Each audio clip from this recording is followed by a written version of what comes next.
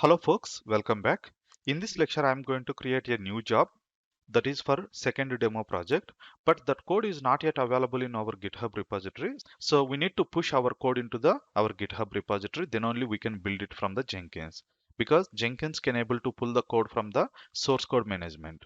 So for that purpose, I'm going to create a new repository called second demo project so that we can update our code over here. So new, I'm going to create a second demo project. Okay, this is the name I'm giving. Let it be public and create a repository. And even I'm going to my Maven server. Here we have created our second demo project. Go inside to that. So convert this one into a Git repository. For that, git init dot, which means that we are converting this into a local repository. Now I'm going to associate my remote repository with the local repository. For that, we just need to execute this command. Go back. So we have associated our local repo with the remote repo. And one more thing, git, I think I have removed the target directory over here. Anyway, we don't want to push target directory onto the GitHub because we will take the source code and build wherever we want. And this source code should contains enough information what is required to build the application. That is where our pom.xml is helping us. Anyway, git add dot git status. So we are adding all these files to our remote repository. Git commit -m initial commit. So we have committed our changes into our local repository. Next thing is we need to push our code into remote repository. For that, git push origin master. Okay, I'm just pushing our code onto remote repository. Now it's asking for the remote repository credentials. So revd.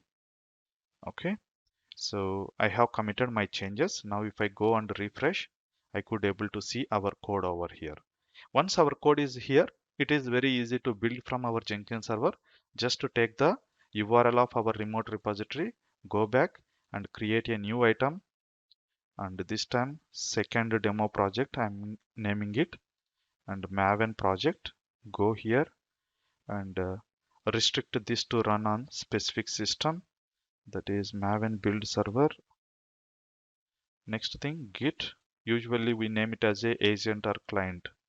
Okay, so URL is this one, and we don't require any credentials, and it is master branch, I hope. Yes, and go back and clean install. Okay, same thing I'm doing, and apply, save. Now let's build it and we'll see what happens. So I'm opening the build output. Yes, it could able to successfully execute our goals, and some packages it couldn't able to find in our local repository, so it is pulling from the central repository. It may take a while. All right, we have successfully completed our build process from Jenkins. Again, this build happened on Maven, and if I go to my Maven/home Jenkins directory, here under workspace you can see the one more project, that is second project, and tree. If I do, you can see the var file.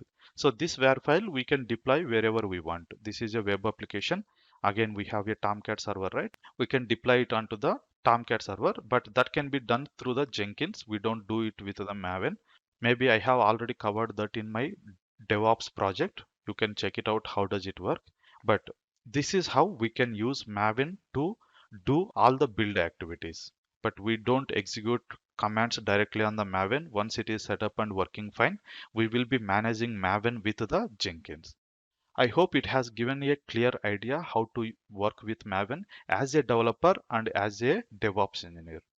In next video, I will be talking about learning path. Once you have learned Maven, what things you can learn to shape up your career.